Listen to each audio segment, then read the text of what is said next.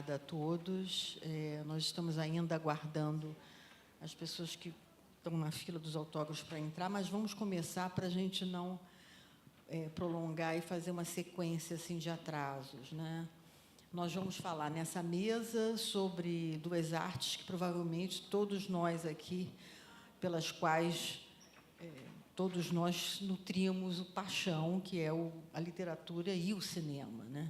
Essa é uma mesa dedicada não apenas às duas artes assim em separado, mas, na verdade, sobre uma relação muito singular, misteriosa, que é dos livros que viram filmes, né?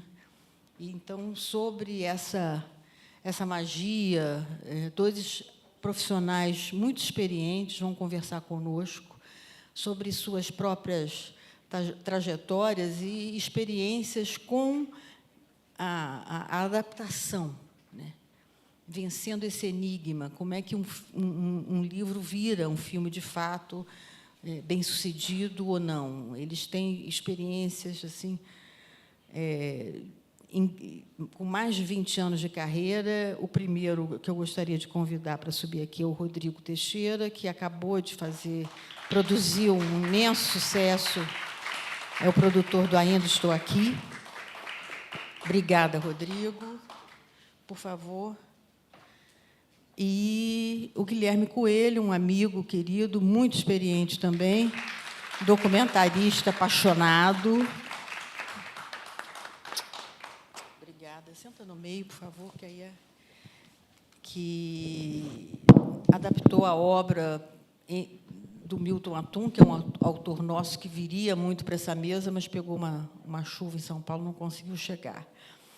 E tem surpresas aí que ele vai dizer, porque ele está indo viajar para filmar, fazer uma outra experiência assim grande, uma saga.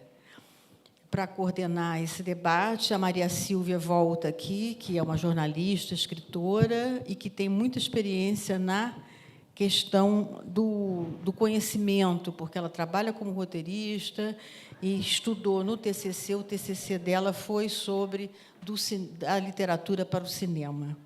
Maria Silvia, por favor.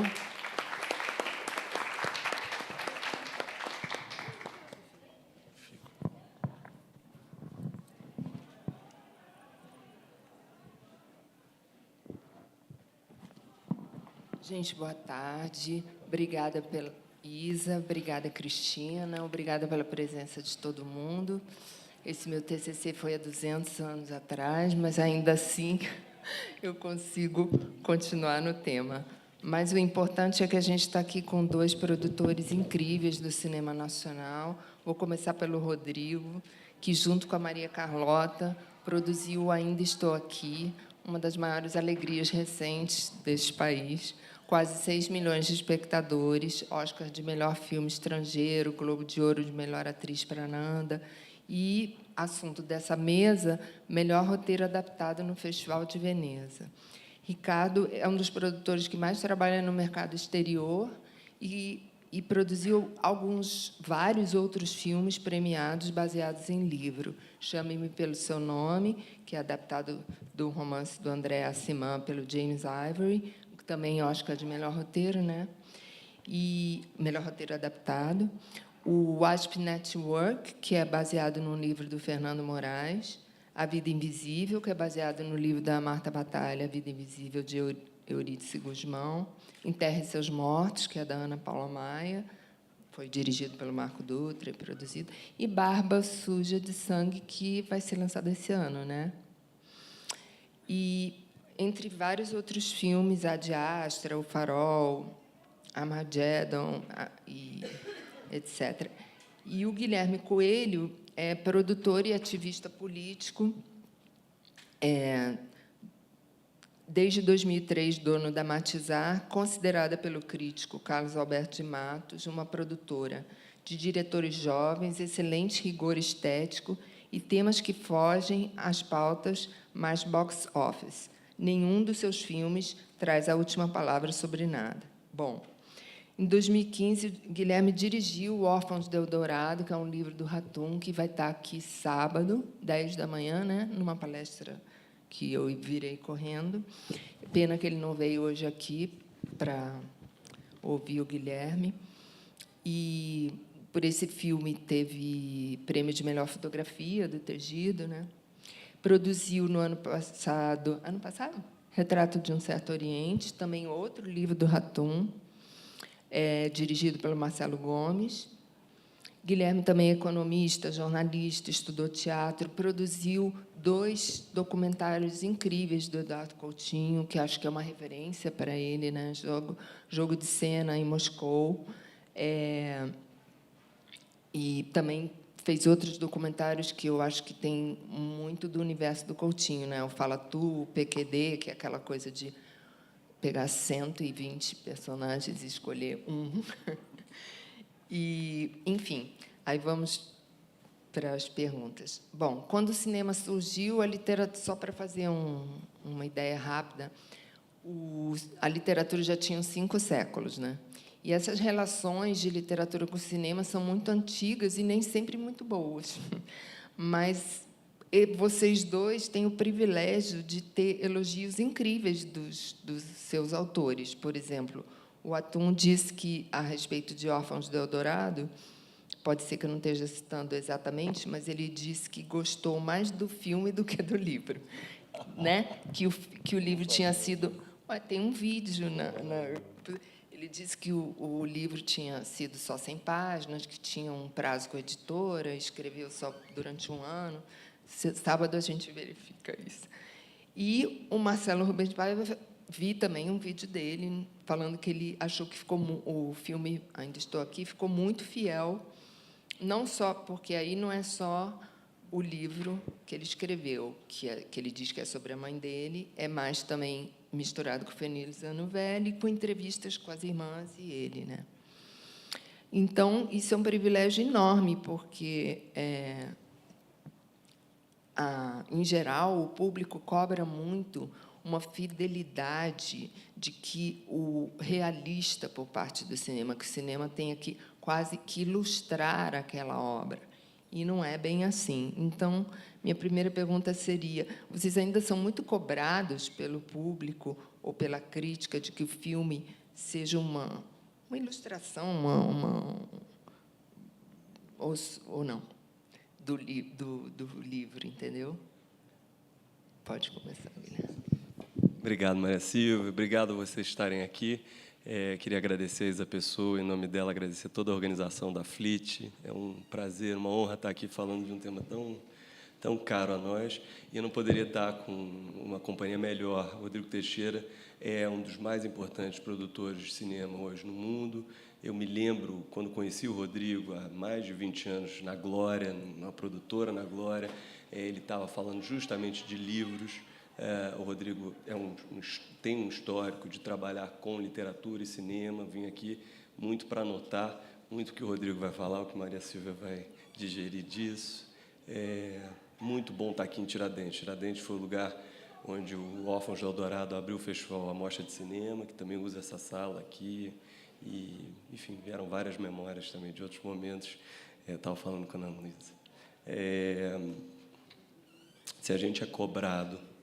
Eu acho, no meu caso, eu trabalhei com Milton Atum, que, sim, é um nome muito presente, né, no cenário brasileiro, e acho que criou-se muita expectativa, tanto para o Órfãos, que eu dirigi e escrevi, quanto para o Retrato, que é o principal, quer dizer, a estreia do Milton em 1989, e, como vocês sabem, é um livro muito interessante, uma estrutura narrativa muito interessante, polifônica, né? Então, havia muita expectativa sobre como é que seria a adaptação do Retrato. Eu acho que com Órfãos foi mais fácil, porque o Órfãos era uma novela, e por isso que me atraiu também. Porque tem algumas brincadeiras, né, nessa coisa de adaptação, e o Rodrigo vai saber comentar melhor, mas uma delas, um dos axiomas bobos, mas que devem levar alguma verdade, é que os livros ruins que dão os filmes bons. E claro que você tem inúmeras exceções, mas... como era um livro menor do Milton, por ser uma novela, só de tamanho, porque eu acho o universo do Órfãos incrível, pude ter mais coragem. Mas acho que não. Acho que, enfim, pressão a gente sente e sempre tem expectativa. Se é a partir de uma coisa, se não for a partir de alguma coisa, vai ser a partir de outra. Mas acho que a gente tem que encarar e transmutar em algo novo nosso e da equipe, né, que faz o filme. Obrigado. Bom, também quero agradecer a Maria Silva, ao Guilherme pelas palavras. O Guilherme também é um diretor de documentário que começou o seu primeiro documentário ganhando um prêmio importante no Festival do Rio em 2003, se não me engano, que é o Fala Tu, é um documentário muito importante. Apoiou muitos cineastas como produtor, apoiou o Eduardo Coutinho, que eu acho que é necessário, adaptou e produziu projetos relacionados à obra do Milton Atum, é muito corajoso, muito importante. Apoia o Karim agora, Ainus, produtor de um filme que teve em Cannes ano passado. Está apoiando um diretor português, um desafio muito grande aqui no Brasil, que ele vai falar depois. Uma adaptação corajosa, muito importante. Também agradecer a Isa, os organizadores da FLIT, pelo convite. É um prazer estar aqui. Para mim, a questão da adaptação, o livro, para mim, ele é meio... Eu comecei primeiro com literatura e depois o cinema. O cinema sempre foi paixão, literatura também. Assim, o livro me salvou livro me salva diversas vezes. Então, assim, eu tive síndrome do pânico algumas vezes infantil, diagnosticada. E eu fui curado pela literatura, lendo. Eu não precisei tomar remédio na época. Foram os livros que me curaram. Eu ando com uma bolsa, todo mundo me enche o saco a vida inteira porque tem livro dentro. Porque se não tiver livro, eu fico meio perdido, achando que eu posso ter alguma coisa se eu não tiver um livro me acompanhando. Então, é natural que o livro fosse parte do início da minha carreira. E eu sempre quis trabalhar com adaptação, porque eu não conhecia ninguém no meio cinematográfico, e a forma que eu encontrei esse caminho foi através da adaptação. Eu já conhecia muita gente no mercado editorial, inclusive a Isa, que foi uma das primeiras pessoas que me apoiou num projeto que eu tinha, literário. E, através desse projeto literário, eu fiz o meu primeiro longa, que foi uma adaptação de um dos livros do Mário Prata, que virou um filme chamado Casamento de Romeu e Julieta, dirigido pelo Bruno Barreto, em 2004. Esse foi o meu primeiro longa-metragem. E, na sequência, a gente emendou com um filme adaptado de um livro do Lourenço Mutarelli, chamado Cheiro do Ralo, que foi o meu segundo longa-metragem, também uma adaptação. E ali eu entendi que tinha um lugar para mim. Eu sempre li livro vendo um filme na minha cabeça, sempre. Eu não sou diretor, mas eu conseguia visualizar o que estava acontecendo. E falava, pô, isso aqui dá um filme, vamos ver como é que é. E eu aprendi na minha vida que o que eu via não era necessariamente o que quem estava trabalhando comigo via. Então, essa cobrança eu mesmo fazia. Só que, na verdade, é uma coisa um pouco complicada, porque quando você lê um livro, é a sua leitura. O filme ele já está ali, a leitura de alguém que te apresenta esse filme, ou de algumas pessoas, e você está vendo que está ali. Normalmente você pode gostar ou não gostar, mas é a obra de alguém. No livro, a gente tem... É muito individual a percepção, porque cada um vê seu próprio filme. Se você tiver essa relação imagética com o que você está lendo... Então, assim, eu fui cobrado, mas eu fui muito mais pelos autores nunca. E eu trabalhei com autores exigentes. Eu fiz um filme do Philip Roth, e o Philip Roth não criticou ninguém. Ele pegou e falou, você adaptou, faz o que você quiser. Eu lembro perfeito dessa conversa. Era um e-mail, ele não aparecia, mandou um e-mail para todo mundo e falou, está adaptado, façam do jeito que vocês quiserem, não quero saber, o livro é o livro, o filme é o filme. Ponto. Então, não teve... Muito bom. Agora, eu vejo muito mais problemas roteiristas que veem o filme criticando as adaptações, porque teriam vontade de adaptar esse roteiro, esse livro, de uma forma diferente. Então, eu vejo muito mais uma questão entre os roteiristas, pensando nas adaptações que eles fariam, ou diretores, pensando nas adaptações que eles fariam, do que os próprios autores dos livros. Entendi. Não, muito bom. E acho que também o espectador é natural que ele se decepcione, porque o autor ele só informa. Por exemplo, João estava no sofá pensando em Maria. Aí você tem que pensar, que sofá é esse? Como é que é João? E cada um tem a sua interpretação, né? E o roteiro, nesse momento de transição, o Jorge Furtado fala que o roteiro é igual o casulo que vai virar borboleta, que depois tem que ser jogada fora. Então, eu imaginei isso agora, os roteiristas enlouquecidos com cada interpretação de filme. Bom, o produtor é sempre um consultor da equipe do filme. E aí eu queria que vocês contassem alguma história sobre qual foi o filme adaptado de livro que deu mais trabalho, no bom e no mau sentido, né? Qual o diretor que mais desbastou o texto ou subverteu o livro? Porque, no caso de autores, como você falou, a Ana Paula Maia, por exemplo, falou: o filme não é meu, o filme é do diretor, Marcelo, né? Mas tem alguma história para contar de vai e volta de roteiro? Acho que o que mais foi e voltou foi o Vida Invisível. Eu acho que o Vida Invisível foi e voltou. Era um roteirista iniciante na época, o Murilo Hauser. Eu conheci o Murilo porque o Murilo ele gostava de um livro que eu tinha os direitos. Ele escreveu uma carta para mim. Ele era aluno da USC ainda. E eu achei aquela carta tão bem escrita. Era um e-mail que se eu imprimisse era uma carta mesmo. Era tão bem escrita, tão apaixonada, que eu chamei o pessoal que trabalhava comigo no desenvolvimento e falei: esse cara aqui é diferente. Vamos chamar ele para conhecer e vamos ver o que dá para fazer com ele. Aí eu recebi esse original. O livro não tinha editora ainda. Ele ia para uma editora muito pequena. E a agente do livro me mandou o original no final de semana e falou: gostaria muito que você lesse esse livro. Aí eu falei: putz, eu não vou ter tempo de ler. E uma menina que trabalhava comigo leu. Ela pegou o livro, leu e falou para mim: olha, ela leu em 2 dias. Falou: Rodrigo, eu sentei e não parei de ler, acho que você tem que comprar os direitos desse livro. Não tem como... Aí eu falei: bom... Aí eu peguei também e falei: vou testar. Um domingo, sentei e li e não consegui parar. Terminei o livro, falei: eu conheço todas as mulheres. Eram tias da minha mãe, eram irmãs da minha avó, eram pessoas que eu tinha. Eu conheci essas mulheres ao longo da minha vida. Eu falei: cara, eu acho que eu tenho que dar esse livro para o Karim. Eu liguei para o Karim estava no Ceará, a mãe dele estava internada no hospital, a mãe dele estava muito mal. E aí eu falei: Karim, eu acho que você tem que ler esse livro porque ele me lembra muitas histórias que você me conta da sua mãe e da sua avó. E aí eu mandei o livro para ele. Cara, ele leu e no dia seguinte ele falou: você não vai acreditar. Eu não sei se foi no dia seguinte ou 2 dias depois. Ele falou: a minha mãe morreu ontem. Eu comecei a ler o livro, eu senti aquilo e minha mãe morreu. Eu vou fazer o filme. Aí eu falei: pô, vamos fazer o filme, então. Aí eu falei: tá aqui o Murilo, eu te apresento o Murilo. E eles começaram a fazer uma adaptação do livro de acordo com o livro. E eles não conseguiam chegar num denominador comum. Não ficava bom, mesmo. Era longe do que a gente queria.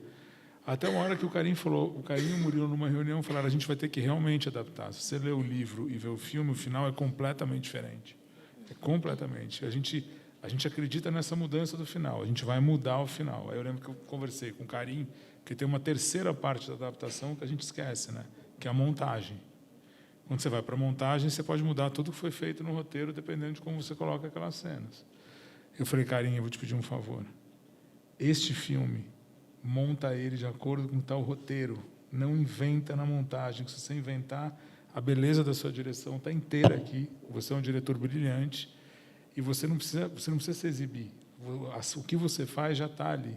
Agora, se você mexer nesse roteiro, o filme vai ficar ruim. Então, deixe esse filme do jeito que está. Ele fez pequenas observações dele, brilhantes, o filme é dele. E o filme virou o que virou. O filme, assim, eu lembro quando eu vi o primeiro corte, eu botei para uma plateia. Então, ele foi difícil o processo, foi um processo longo. Foi um processo, não é que ele foi longo, ele até não foi tão longo, mas ele foi intenso. Eram reuniões mensais, a gente trabalhou 2 anos e meio. A produção do filme foi uma produção intensa. E eu lembro que, quando a gente mandou o filme para Cannes, o filme tinha sido selecionado para competição. E o Bacurau tinha sido selecionado para Certain Regard. E aí, na véspera, porque nós éramos uma coprodução alemã, e o Bacurau uma coprodução francesa. E, na véspera, a organização de Cannes ligou para a gente e falou: vocês foram para Certain Regard, o Bacurau foi para a competição. Tinha uma questão política.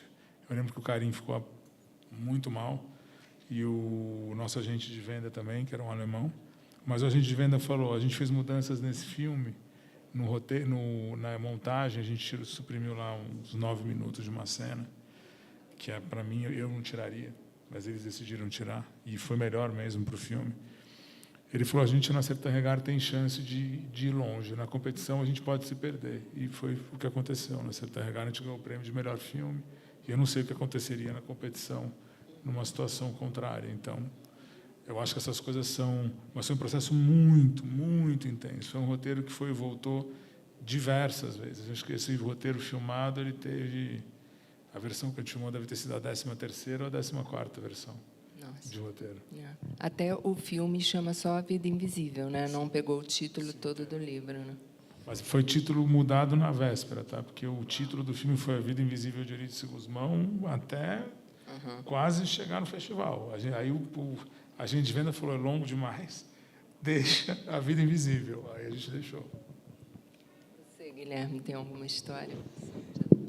Eu ia contar uma história reversa, mas eu quero fazer perguntas para o Rodrigo, tá? Como Tiete. A carta do Murilo era sobre o Vida Invisível ou não? Era outra coisa? Não, era um outro livro. Era um outro livro, mas a carta dele era assim, cara, na hora que eu li aquilo, eu falei, eu tenho que trabalhar com esse cara. Eu nunca vi um cara escrever tão bem um e-mail. O e-mail, a apresentação dele já era tão boa que eu falei, se eu não pegar esse cara, alguém vai pegar e eu vou perder uma oportunidade. Aí eu sugeri, e o primeiro trabalho que ele fez para mim, que foi um script doctoring, foi para um filme meu, que eu não vou dizer o nome, que eu não gosto. Então, não ficou bom. E era uma adaptação de um livro que era muito esperado. E nem ele ajudou. Não ajudou. Eu falei, putz, será que o Karim vai gostar de trabalhar com ele? Mas o Karim adorou. Foi uma experiência muito boa. E aí o Karim indicou ele para o Walter, e ele fez o Ainda Estou Aqui, que também foi um processo longuíssimo. Mas o Murilo ele foi treinado por um outro mestre do cinema, brasileiro, chama Hector Babenco. Maravilha. O Murilo foi assistente do Babenco durante anos e também assistente do Felipe Hirsch durante anos. Então, o Murilo é um cara que tem uma cultura absurda. Assim, é um cara maravilhoso. Recomendo. E qual a tua história, Guilherme? Não, mais um comentário só. O Rodrigo contando essa história mostra a importância do produtor, né? O produtor não é uma pessoa que organiza a filmagem, né? O produtor é um produtor que bota de pé um projeto, que escolhe um diretor. Quer dizer, são produtores artísticos como o Rodrigo Teixeira que a gente precisa mais no Brasil, gente que cria espaços, cria oportunidades para roteiristas encontrarem diretores e criarem obras, enfim. Eu vou contar uma história reversa. Não é que o roteirista... a pergunta era sobre o autor reclamar do roteiro. Era isso? Não, era sobre qual foi mais difícil, qual roteiro mais difícil. Né? O roteiro mais difícil que eu escrevi foi com um escritor, Reinaldo Moraes, porque a gente marcou num carnaval de trabalhar. E a gente ia na casa da Isa de vez em quando, não sei o quê, e era dificílimo ter alguma disciplina, não sei o quê. Certo, a gente queria fazer um filme, foi logo depois do Pornopopeia, e foi uma experiência maravilhosa tentar escrever um roteiro com o Reinaldo, para mim impossível, aquém das minhas forças, mas que acabou entrando no livro seguinte dele, que também é uma história de gente fazendo cinema. Então, Maravilha. Enfim, viva Reinaldo. Maravilha. Bom, gente, em muitos filmes o autor faz parte do roteiro, né? No Enterre Seus Mortos, Ana Paula Maia fez. E, às vezes, também o diretor, às vezes, o produtor. O Guilherme, por exemplo, quando te trouxeram Órfãos do Eldorado, você já queria participar do roteiro ou é uma coisa que é decidida por todos em algum momento? Ou a participação de vocês em roteiros, que eu quero perguntar. Órfãos do Eldorado, que é um livro de 2009, eu acho. À época do lançamento, eu estava escrevendo uma história muito parecida. Minha família, lá do meu pai, é de Belém. E eu estava escrevendo uma história sobre o meu avô. É uma história de dissipação, de desolação. E o Milton lançou Órfãos do Eldorado, e a Alexandra Maia, que então trabalhava com distribuição e era uma amiga nossa, me recomendou que eu lesse o livro, que tinha muito... Ela sabia que eu estava escrevendo e recomendou o livro que achou que era afim. E tinha muito a ver o universo, o personagem. E, como eu já estava escrevendo uma história parecida, eu sabia que era uma história que eu queria escrever junto. Acabei escrevendo junto com outras pessoas e que foi um barato. Eu acho que, enfim, tem momentos que eu acho que você gosta, vai querer escrever, tem momentos que você não quer escrever, que você encontra outros caminhos, você entra em projetos de outras maneiras. Entendi. Rodrigo, alguma vez você foi para o roteiro porque você queria, ou porque precisava, ou porque... Qual foi? Cara, eu tenho uma história engraçada. Essa história até pode falar, porque o James Ivory escreveu, ela é pública, então, se eu não tivesse escrito, eu não... Durante 10 anos, 10 anos não, uns 7 anos, eu fui todo ano para Cannes e me ofereciam o mesmo roteiro, que era o Call Me By Your Name, e o roteiro era ruim. Todo ano oferecendo esse roteiro, o roteiro era ruim, o roteiro era ruim. A 7ª vez eu falei, cara, não dá, eu não vou, não tem como, esse roteiro... E o pessoal do meu escritório, li, aí passou uns 2 anos, a gente teve uma mostra de São Paulo que o Scorsese fez o pôster, a gente ajudou a conseguir isso. E aí os agentes do Scorsese e a Film Foundation, as pessoas que trabalhavam com o Scorsese, vieram para São Paulo.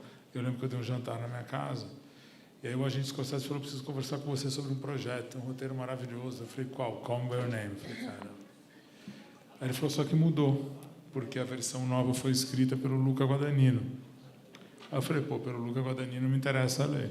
Aí eu lembro que O Luca Guadagnino não estava envolvido no projeto até então. Estava envolvido meio como produtor associado era o James Ivory sozinho. Quando eu li a versão, eu falei, a versão mudou. Tem uns 70% da versão que não é a versão que a gente estava vendo. Então, ou seja, a autoria não era só do James Ivory, era do Luca Guadagnino, e o Luca, muito gentilmente, falou que o coautor dele era o montador que escreveu com ele o roteiro, que era o Walter Fasano. E aí eu decidi entrar no filme. E aí a gente entrou no filme e fez o filme. Na hora que o filme foi lançado, nos Estados Unidos é uma coisa maluca.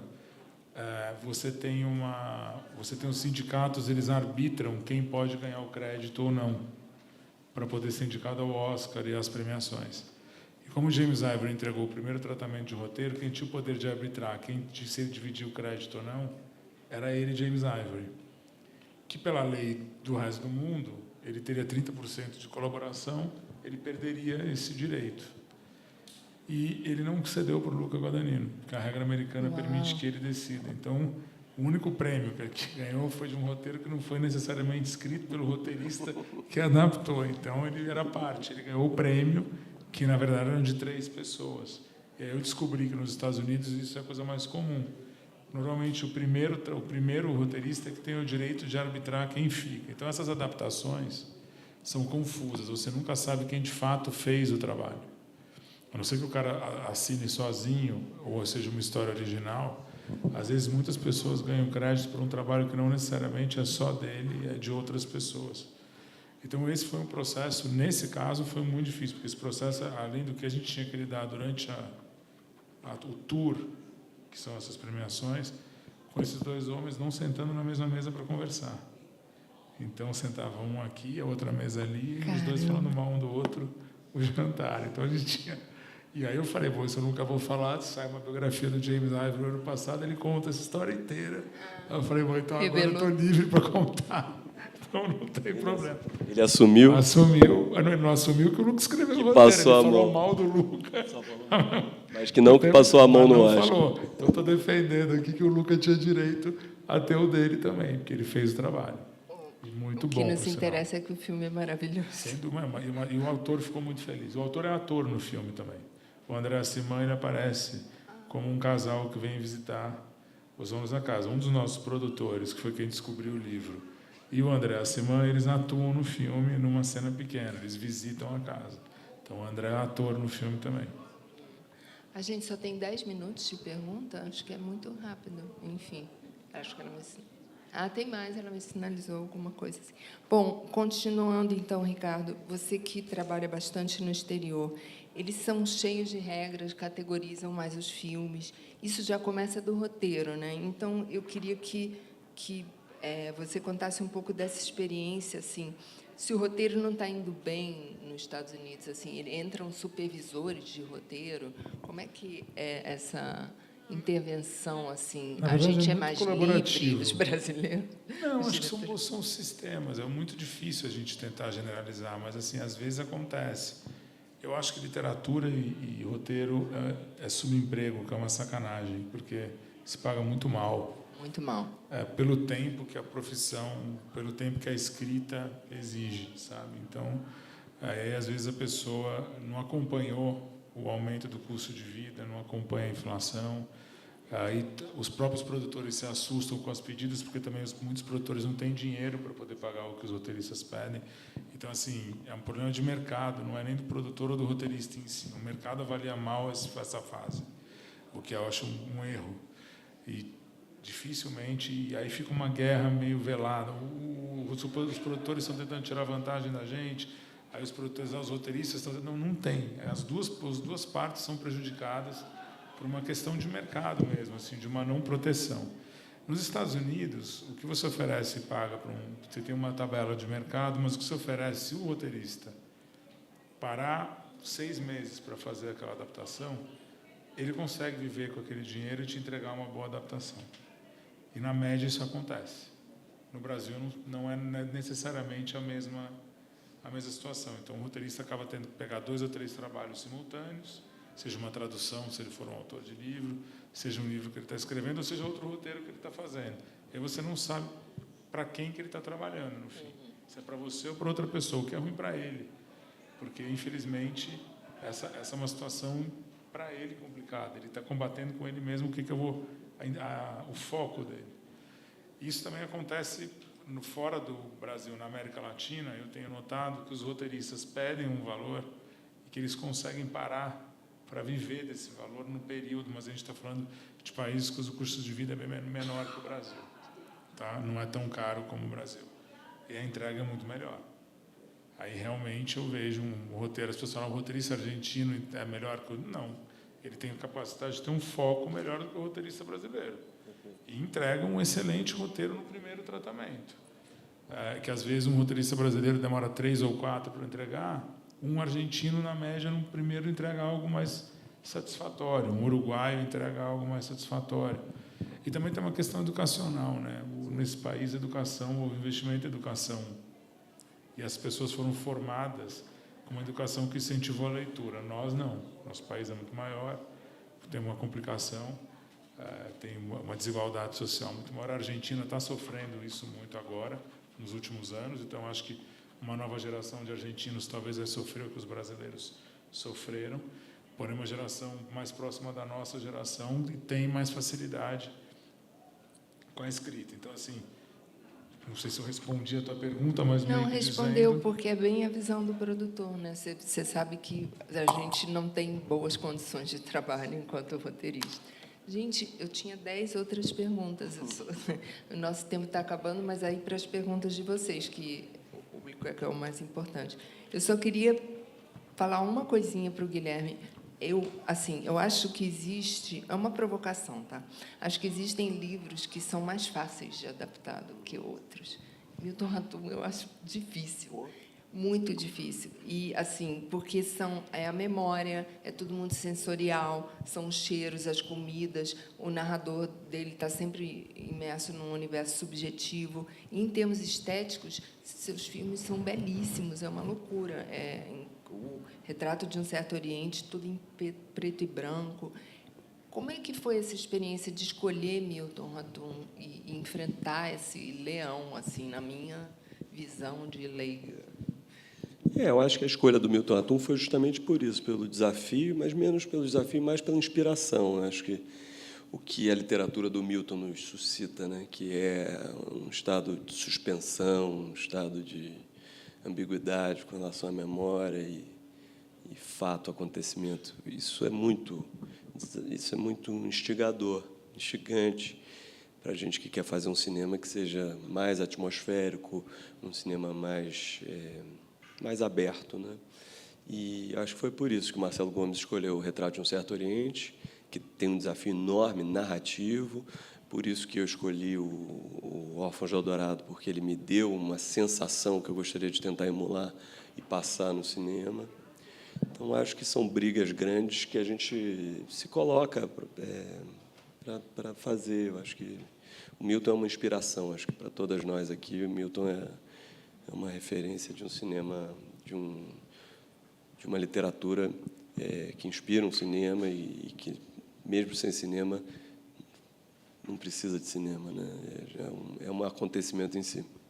Maravilha. A gente tem que abrir para as perguntas, então, vamos lá. Quem quer perguntar, levanta a mão. Lá vai.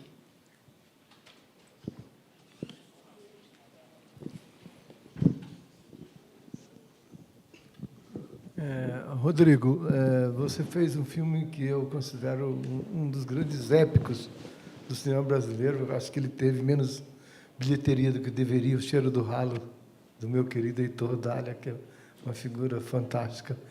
E eu sei que Heitor é um cara determinado ali no foco do que ele deseja. Ele foi roteirista, né, desse filme.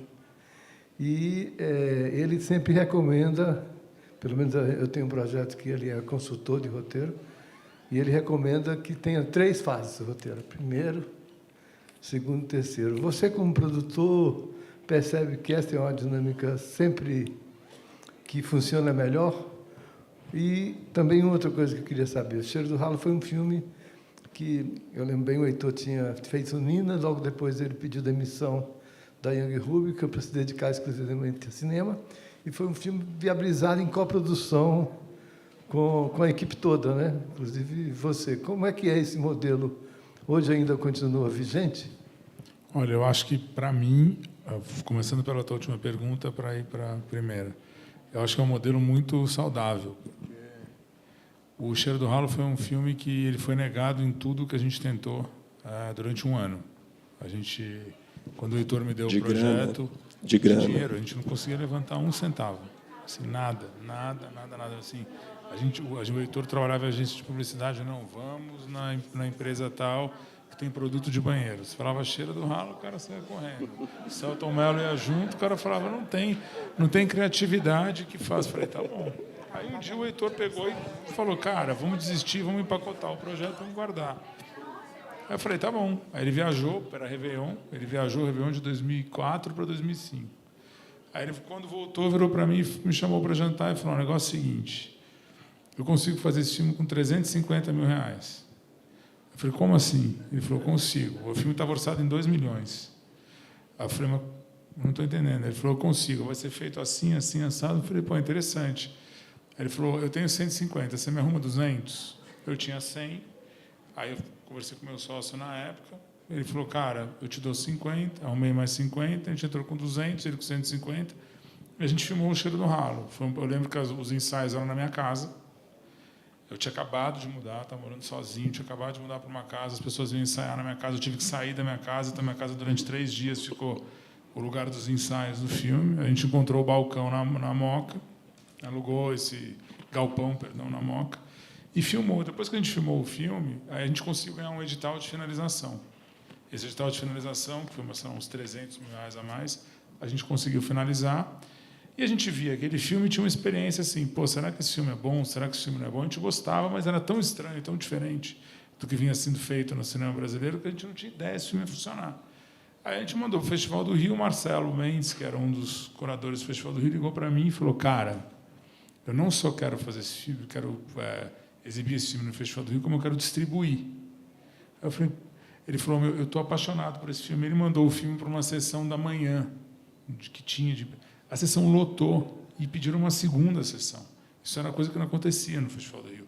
E, na época, o Odeon estava em reforma, a gente teve que fazer no Cine Palácio, que era do lado, que era até maior o cinema e tal.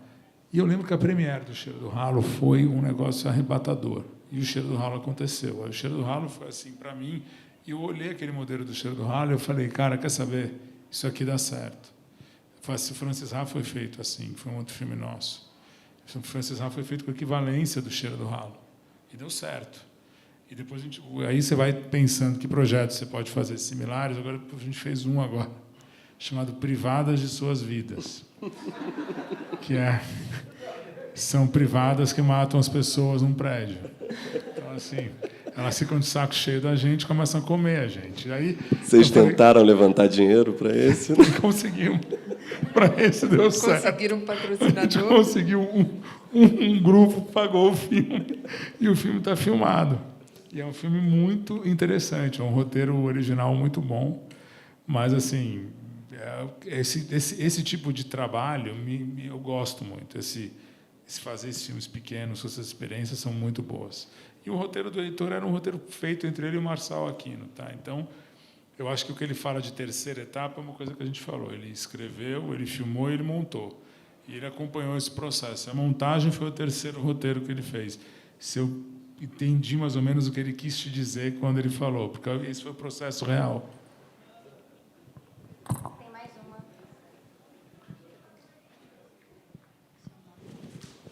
Meu nome é Antônio. A questão é a seguinte: tem uma famosa frase, tradutor traidor. Então, fazendo um paralelo para o roteirista que faz uma adaptação, seria um traidor? Seria por amor.